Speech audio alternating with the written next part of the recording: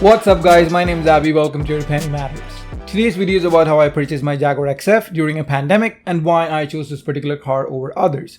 So I've been wanting to buy a car for some time now. I knew I wanted to buy a car before the fall of 2020. So I frequently visited autotrader.ca, which is a great website for checking cars and car values and what's available in the market.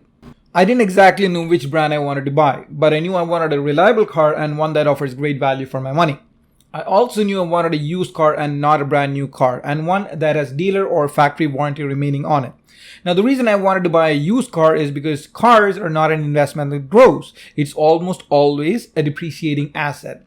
And brand new cars lose a great deal of their value in the first 3 to 5 years of ownership, depending on the brand. So the first thing you need to do is fix a budget for your car. I kept mine at $35,000. I knew that I would be financing the car, meaning an auto loan, and for getting the best loan rate, ensure your credit score is really high. Check out my other video about 5 easy steps to get the perfect credit score right over here. So these are some of the cars that I've shortlisted. This includes the 2017 Honda CR-V Touring, the Jaguar XF 2017, the Mercedes-Benz E-Class, and the BMW 5 Series. So all of these are 2017 models, and all of these have all-wheel drive. So the BMW has the X-Drive, the Mercedes has the 4MATIC, and the Jaguar has the all-wheel drive, and the Honda also has all-wheel drive.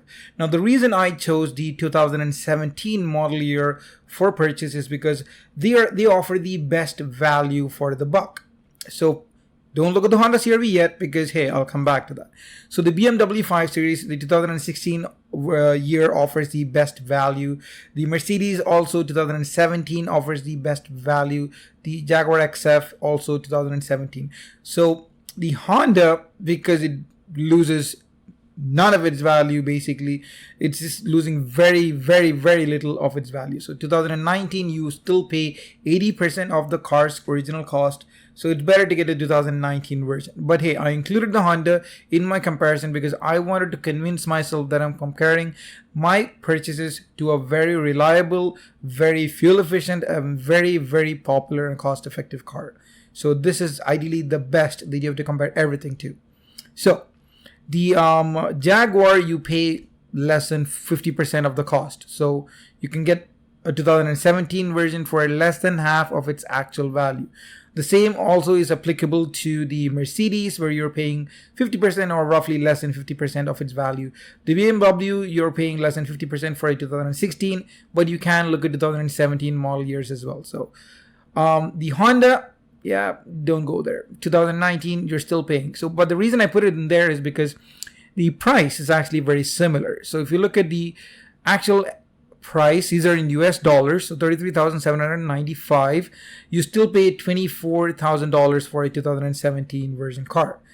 Now, the Jaguar, you can get one for $25,000. The actual price was $60,000. The Mercedes, $54,000, and you still pay $27,000. The BMW retains the most of its value. It's $30,000 that you still have to pay for a car that costs $53,000. Now, options and miles also add into the equation of how the prices are determined, but this gives you a rough idea. Now, another reason is don't buy the cars that have more than 100,000 kilometers on a 2017 model year of all of these cars, because hey, if it has more than 100,000 kilometers on this year model cars, that means that car has been driven a lot and it could develop mechanical and electrical failures or other failures. So just avoid cars that have 100,000 kilometers or more. Ideally, you're supposed to look at cars that have 50,000 kilometers or less. My Jaguar, I got it for I got a car that has 16,000 kilometers on the odometer, which is really good. Now, another reason why I chose the Jaguar over the Honda is there's a lot of Hondas available, but most of them have really high odometer readings and they had a really high interest charge for a used car. So I went for an auto loan. They were giving me 4% on a used Honda CR-V, which is good, but I was looking for a great deal. Similar stories in the BMW and the Mercedes. All of them had like 4 to 5% interest charge on a certified pre-owned car. The Jaguar, a certified pre-owned car that I bought, I got an interest rate of 1.9% because they were not selling during the pandemic. Their cars were not going off of their showrooms and they really wanted to sell cars. So they gave me a great deal. 1.9% of interest charge on an auto loan for a used car is really good. So that's the reason why I went for the Jaguar. And it had really low miles, and it's a beautiful car. I really like the styling and the looks of the car as well. So try to buy a certified pre-owned car. You can get a certified pre-owned of any of these cars, and it would be great value for the money. Try to get an auto loan interest rate which benefits you. Now, I eventually decided on the Jaguar XF based on the prices offered by multiple dealers I saw on Auto Trader. Now wait for the right price and the right car. If it's meant to be, it's meant to be. I was sad when some of the cars I'd shortlisted for purchase were sold off, but I was lucky that I waited because I found one specific Jaguar XF which I watched for over 4 months, and it got a really good discounted price in June. Now the Jaguar Toronto was actually offering 2 certified pre-owned Jaguar XFs. Both of them were 2017. One was an ingot color with 30,000 kilometers on it, and another one was Polaris white with just 16,000 kilometers on the odometer. Now both had the same price of $33,000, but one had a better infotainment system and the other one did not have that. Both were available with the similar auto loans of 1.9% for the whole term.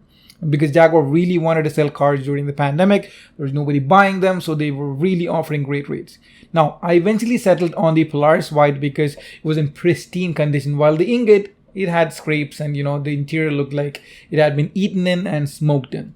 So back in 2017, the Polaris white Jaguar would have cost $87,000 Canadian, with options such as Vision package and the Comfort and Convenience package.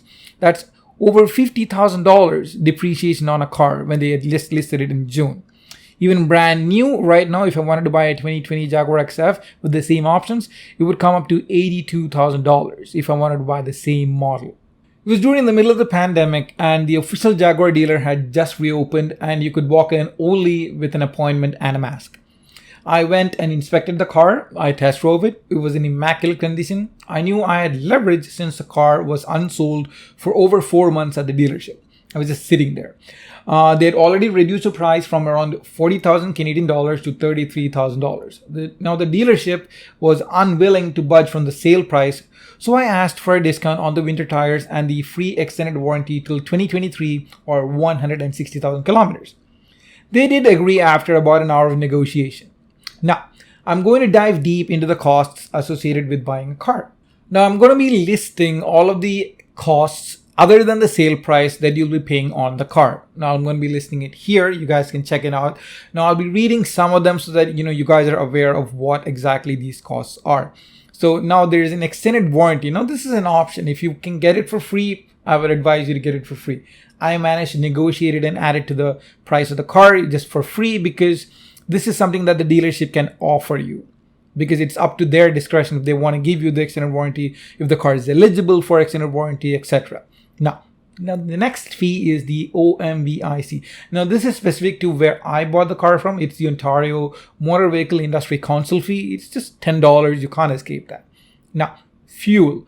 Don't pay for this. Ideally, the dealerships need to give you free fuel for your car because you're buying a car from them.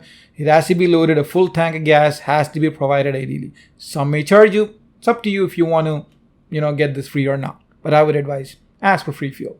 It's courteous. Now the next is a license fee. For me, it was $60. It depends again on the area in which you're buying the car from. So it might vary, but it should be around about that depending on where you're buying the car from. Now, the Personal Property and Security Act, Act fee. So this is basically your registration and your administration or / documentation fee that the dealership is giving. So this is where some dealerships may extort money from you. Like my dealership, they just charged me $60 for the administration fee, and the registration was another $50. So it was decent. Some may not charge you at all for the administration fee. If they don't, great, that's a great dealership. Some can even go up to $100 or even $400. So make sure you're not overpaying for your administration fee or documentation fee. It's completely unnecessary. They can charge you for it though. And that's it. There shouldn't be any other charges on your car unless it's an optional package and you are willing to pay for it or you've agreed to pay for it. Now, please check all the doors, the mirrors, the windows, and every single automated part of the car and check if it's functioning properly before taking delivery of the car. As the dealership, they would ideally need to fix all of this for free before you take delivery of the car.